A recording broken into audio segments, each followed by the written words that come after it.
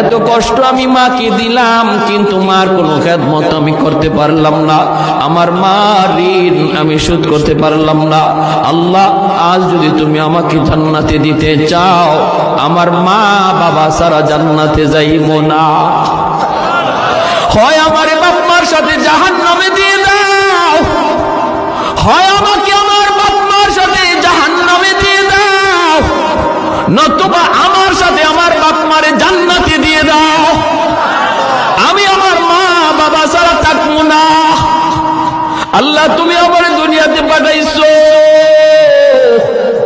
আমার মা আমার বাবা আমার উপর কি পরিমাণ ঋণ, আমি তো ঋণ শোধ করার সুযোগ পাই নাই, দিছো না। আজ হাসরের মাঠে যদি আমাকে জান্নাত দিতে হয়, বাপ মা ছাড়া জান্নাতে যাইবো না।